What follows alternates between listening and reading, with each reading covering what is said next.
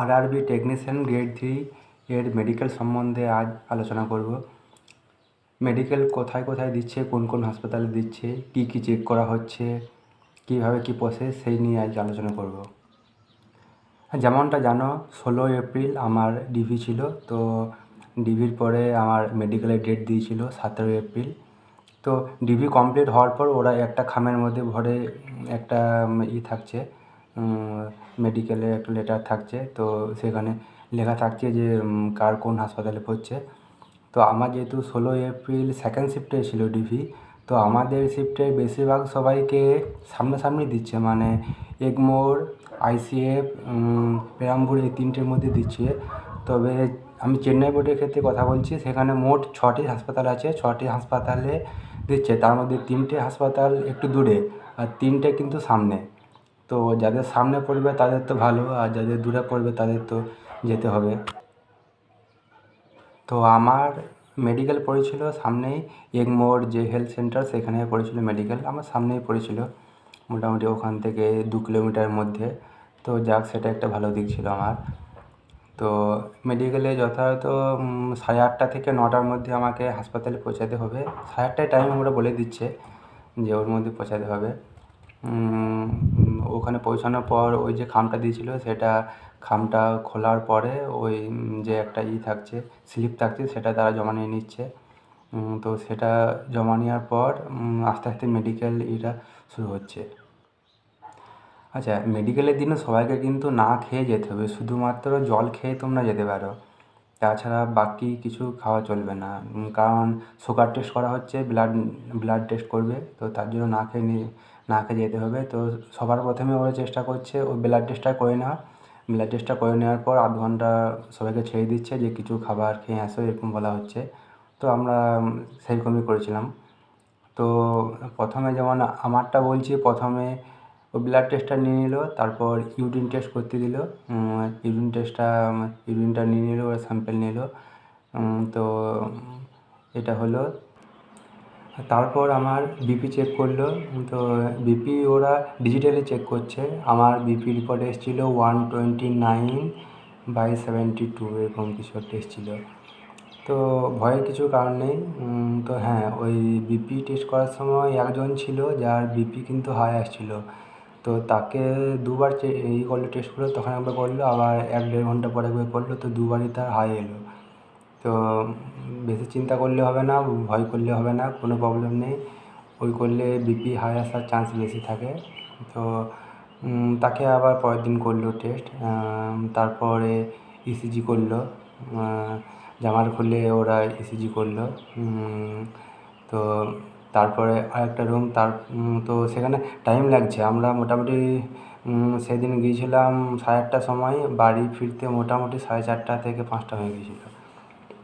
তো তারপর কী করছে না, তারা আই টেস্ট করছে। আই টেস্টের জন্য একটা রুমের মধ্যে নিয়ে যাচ্ছে। তো সেখানে লেখা থাকছে সি লেখা থাকছে। সেটা বলতে হচ্ছে যে সি এর যে গ্যাপটা, সেটা কোন দিকে আছে, লেফট, রাইট, আপ, ডাউন, এটা বলতে হচ্ছে। তারপর সেখানে কালার ব্লাইন্ডও টেস্ট করছে, একটা ছোট লাইটের মধ্যে ওইটা কখনো সবুজ, হলুদ, এটা হচ্ছে, তো সেটা বলতে হচ্ছে কি লাইট। তো এইভাবে টেস্ট করছে তারা। আই টেস্টটা বেস্ট একটু কড়াকড়িভাবে করছে, আর ওইটাই একটু ডিফিকাল্ট। তো আর যারা চশমা ব্যবহার করো তাদের প্রেসক্রিপশান কিন্তু নিয়ে যেতে হবে, যে চোখের পাওয়ারটা কী আছে তার। তো সেটা নিয়ে যেতে হবে, এবং সেটা আপডেটেড হলে ভালো। মানে যখন ডিবি তার 1 মাসের মধ্যে তোমরা একবার টেস্ট করেই নিও। আর যদি সামান্য কিছু চেঞ্জ হয় চোখের পাওয়ারে, তাহলে চেঞ্জ করেই নিও। যেমন আমার যা পাওয়ার ছিল তার থেকে 0.25 বেশি লাগতো লেফট আইতে। রাইট আইতে পাওয়ার ঠিক আছে। তো এখানে ডাক্তার বলেছিল 0.25-এর জন্য চেঞ্জ করার দরকার নেই, ওতে হয়ে যাবে। তো আমি সেই মতো চেঞ্জ করে যাইনি। কিন্তু ওখানে আমার রাইট আই যখন টেস্ট করলো, আমি সব বলতে পারলাম ঠিকঠাক, কিন্তু লেফট আই মোটামুটি এক একটা আইয়ের ক্ষেত্রে ওরা 8 থেকে 10 বার জিজ্ঞেস করছে, তার থেকে বেশি, যে কোন সাইডে হচ্ছে সি এর গ্যাপটা। তো লেফট আইয়ের ক্ষেত্রে 1-2টো পজিশানটা আমি একটু আমার বুঝতে অসুবিধা হচ্ছিলো। তো আমাকে আবার কিন্তু চোখের লেন্স মানে চশমার লেন্সটা চেঞ্জ করে আসতে বললো। তো তার জন্য আমার একটু টাইমও লেগেছিলো। তো আমার টাইম লেগেছিলো। আমার বৃহস্পতিবার ছিল মেডিকেল, তো শুক্রবার হয়নি। শুক্রবার হয়নি, তো আমার মোটামুটি সোমবার অবধি কমপ্লিট হয়েছিল, তার আগে হয়নি। তো আর সেই দিন তারপরে কি ওই টেস্টগুলো করানোর পরে আরেকটা আই টেস্ট করতে হচ্ছে, যেটা ওরা মেশিন দিয়ে দেখছে চোখটা কি। তো বেশিরভাগ এই দুজনের বাদ দিয়ে সবাইকে চোখের ড্রপ দিতে হয়েছিল। তো ওই চোখের ড্রপ দেওয়ার পর কিন্তু মোটামুটি 6 ঘন্টা ঠিকঠাক দেখা যায় না, আবছা দেখা যায়। তো সেটার জন্য আমার সেই দিন মানে চোখের পাওয়ারটা একবার টেস্ট করতে যাওয়ানো হয়নি, কারণ আমি ঠিকঠাক দেখতে পাচ্ছিলাম না, তো কী করে পাওয়ারটা চেক করবো। তো তার জন্য আমার সোমবার অবধি হয়েছিল। তো ওটাই ছিল সেদিনকার ওখানকার লাস্ট টেস্ট। হ্যাঁ, আরেকটা টেস্ট করছিল ওখানে, হাইড্রোসিল চেক করবে, পাইলস করবে, চেক করবে। তো মোটামুটি সবাইকে 30 সেকেন্ড থেকে 1 মিনিট মতো নেকেড থাকতে হবে কিন্তু। তো সেটা করছে, সেটা খুব নর্মাল টেস্ট। তারা মোটামুটি একটু দূর থেকে টেস্ট করছে, হাত দিয়ে কোনো কিছু টেস্ট করবে না, একটু দূর থেকে টেস্ট করছে। আর ওরা কী বল, কাশতে বলছে, জোরে কাশতে বলছে, একবার সামনে দিকে ঘুরে একবার পেছন দিকে ঘুরে কাশতে বলছে। তো সেইভাবে তারা কিন্তু হাইড্রোসিল পাইলস চেক করে নিচ্ছে। পাইলস চেক করার সময় একটুকু ঘাড় নিচু করে করতে বলছে, দাঁড়াতে বলছে পেছন দিকে ঘুরে। তো সেইভাবে ওরা দেখেই কিন্তু কাশতে বলছে, জোরে কাশতে বলছে। তো সেইভাবে ওরা চেক করে নিচ্ছে। তারপর টোয়ের উপর ভর করে চলতে বলছে, একটু গোড়ালির ওপর ভর করে চলতে বলছে, ঝাঁপাতে বলছে, জাম্পিং করতে বলছে। তো এই অবধি টেস্ট করতে মোটামুটি 4টা বেজে গিয়েছিলো। আর এগমোরে কিন্তু এক্সরেটা হচ্ছে না, তো সেটার জন্য আমাদেরকে পাঠিয়েছিল পেরামপুরে যে হাসপাতাল আছে সেখানে পাঠিয়েছিল। তো তার জন্য একটা কাগজ তারা দিয়েছিল, সেই কাগজটা নিয়ে পরের দিন আমরা মোটামুটি 8:30টার সময় গিয়েছিলাম। 5 মিনিটের মধ্যে হয়ে গিয়েছিলো এক্সরেটা পেরামপুর হাসপাতালে। এগমোরে কিন্তু হচ্ছে না।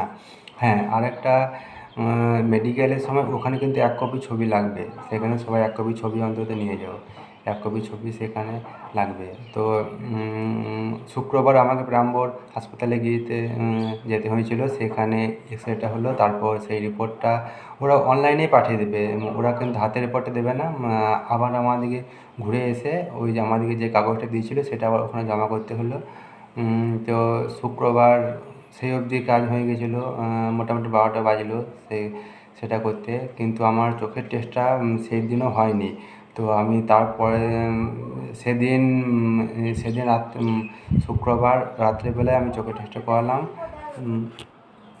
তারপর চোখের টেস্ট করানোর পর আমি চশমার লেন্সটা পাল্টে যে পাওয়ার ছিল সেটা লাগালাম। তো তারপরে আমি শনিবারে গিয়েছিলাম। তো শনিবার কিন্তু ডাক্তারবাবু আসেননি, যিনি ফিট বা আনফিট এইসব চেক করবে। তো তার জন্য আমার হলো না, ঘুরে এলাম। রবিবার তো বন্ধ, তার জন্য আবার সোমবার যেতে হলো আমাকে। তো সোমবার গেলাম, তারপর আবার তারা চোখের টেস্ট করলো। সেখানে শুধু ওই পাওয়ারটা চেক করলো, মানে ওই সিয়ের যে টেস্ট, সিয়ের মুখটা কোন দিকে খোলা আছে, left side, right side, up না ডাউন, সেটা শুধু বলতে হবে। তো সেদিন আমি ঠিকঠাক বললাম, কোনো অসুবিধা হয়নি। আর ভয়ের কিছু কারণ নেই, যদি কারোর কিছু প্রবলেম থাকে তারা টাইম দেবে। তো সেরকম কিছু প্রবলেম হয়নি। তবে এগমোরে অনেকের ওই চোখের প্রবলেমটা হচ্ছিল।